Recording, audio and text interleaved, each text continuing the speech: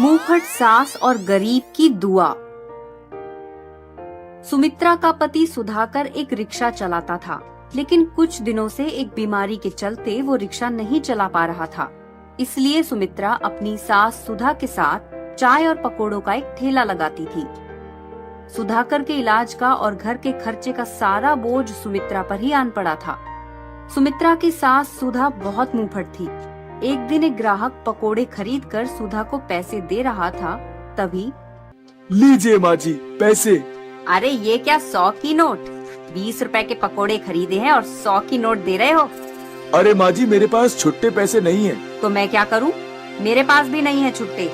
जाओ कहीं से जाकर छुट्टे ले आओ। अरे अब मैं कहाँ जाऊँ माँ जी, आप ही देखिए ना, होंगे छुट्टे अंदर। अरे कहाना नहीं है। तभी सुमित्रा आकर ग्राहक से 100 रुपए लेकर उसे छुट्टे 80 रुपए दे देती है। ग्राहक सुधा की तरफ देखकर गर्दन हिलाते हुए चला जाता है। अरे कलमुही, ये क्या किया तूने? उसे इतने छुट्टे पैसे क्यों दिए? मैं बात कर रही थी ना उससे। माँ जी, मैंने आपसे कितनी बार कहा है कि ग्राहकों के साथ आप बहस मत किया कीजिए। मेरे पास थे छुट्टे पैसे तो मैंने दे दिए। अब छुट्टे पैसे को लेकर कितनी बहस करते रहेंगे? उसे देखकर सुधा सुमित्रा से, हाँ, अब तू मुझे मत सिखा कि ग्राहकों के साथ कैसे बात की जाती है। अरे ऐसे सब ग्राहकों को छुट्टे पैसे देती रहोगी तो हमारे पास छुट्टे नहीं बचेंगे। लेकिन माँ जी, अगर आपकी झिकझिक से तंग आकर वो ग्राहक चला जाता तो हमारा ही घाटा हो जाता ना, इसलिए बोल रही हूँ। बड़ी आई मुझे बताने वाली। अरे तुझे क्या लगता है मुझे धंधा करना नहीं आता? तू इन ग्राहकों के सामने मुझसे बहस मत किया कर। मुझे भी पता है क्या करना चाहिए और क्या नहीं। लेकिन माँ जी, इन ग्राहकों की वजह से ही तो हमारा धंधा चल रहा है। उनसे बदतमीजी करके हमारा नुकसान क्यों करें? क्या मुझे बदतमीज बोल रही हो? सुमित्रा सुधा से बहस करने का कोई फायदा नहीं है ये सोचकर चुप हो जाती है। सुधा ऐसे ही सबसे बहस करती रहती थी। सुमित्रा के कहने का भी उस पर कोई असर नहीं होता था। एक दिन सुबह सुबह सुमित्रा ठेला लगाती है, चाय बनाकर तैयार रखती है। बहुत देर हो जाती है लेकिन उसके ठेले पर कोई नहीं आता। अरे ये क्या, सुबह से एक भी ग्राहक नहीं आया है आज? ऐसे कैसे चलेगा? अरे कोई नहीं आया तो इतने सारे पकोड़े खराब हो जाएंगे। मैंने तो तुमसे पहले ही कहा था कि इतने पकोड़े बनाकर मत रखो, लेकिन तुम मेरी सुनती कहाँ हो? हाँ माँ जी, मैं भी यही सोच रही हूँ। अभी तक कोई नहीं आया। सुधाकर के इलाज के लिए पैसे जमा करना है। एक दिन भी धंधा नहीं हुआ तो बहुत नुकसान हो जाएगा। घर का किराया भी देना है। हे भगवान, कृपा कीजिए, ग्राहकों को भेज दीजिए। थोड़ी देर बाद सुमित्रा के ठेले पर एक गरीब बाबा आते हैं।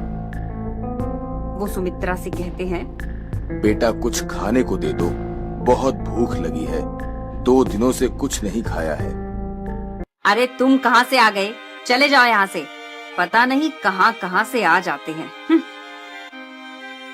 बेटी खाने को दे दो कुछ। अरे कहा ना जाओ यहाँ से।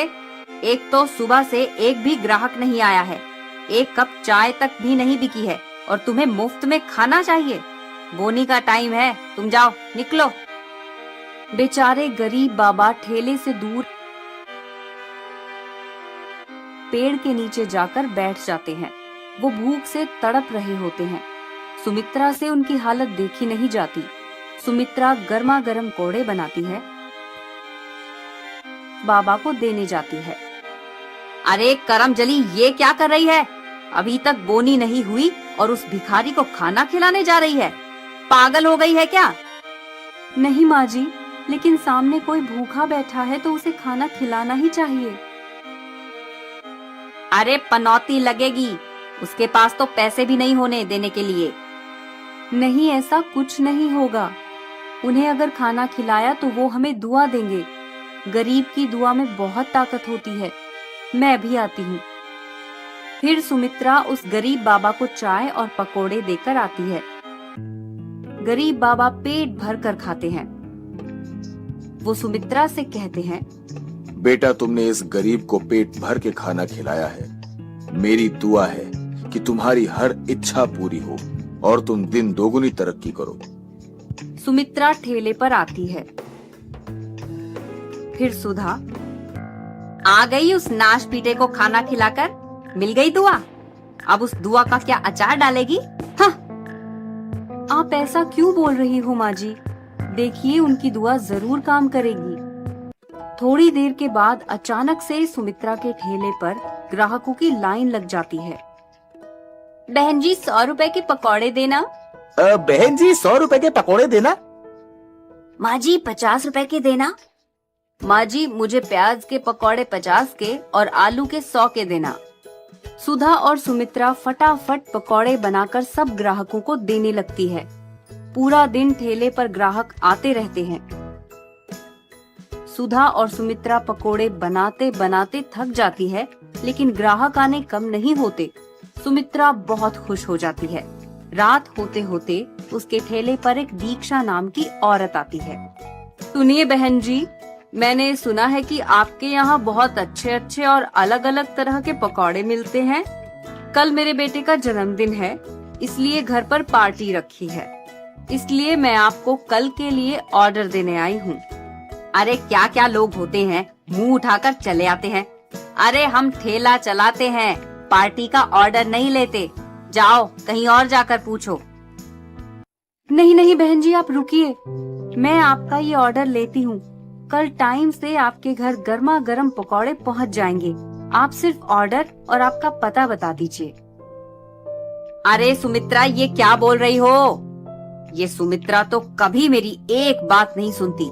सुबह उस गरीब को खाना देकर आई और अभी ये ऑर्डर ले रही है। सुमित्रा सुधा की कोई बात नहीं सुनती और ऑर्डर ले लेती है। उस दिन सुमित्रा का फायदा होता है। ठेला बंद करते समय फिर से वो गरीब बाबा ठेले पर आते हैं। अरे नाश पीटे, तू फिर से आ गया? सुबह फोकट का खाना खाकर तेरा पेट नहीं भरा क्या? माँ जी आप उन्हें भला बुरा मत बोलिए।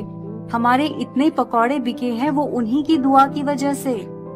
उस दिन के बाद से सुमित्रा को रोज नए नए ऑर्डर मिलने लगते हैं।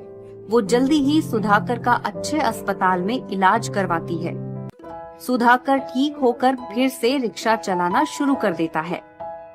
सुधाकर को पूरी तरह से ठीक हुआ देखकर और सुमित्रा की तरक्की देखकर सुधा को यकीन हो जाता है कि सुमित्रा गरीब की दुआ के बारे में जो बोल रही थी वो सच था। सुमित्रा, मुझे समझ आ गया है कि पहले मेरे मुंहफट स्वभाव के कारण हमारे ग्राहक नाराज होकर चले जाते थे। गरीब की दुआ में बहुत ताकत होती है। तुम्हारी ये बात भी 16 आने सच है। उस दिन के बाद से सुधा भी रोज एक गरीब को खाना खिलाने लगती है और उनकी दुआ लेती है।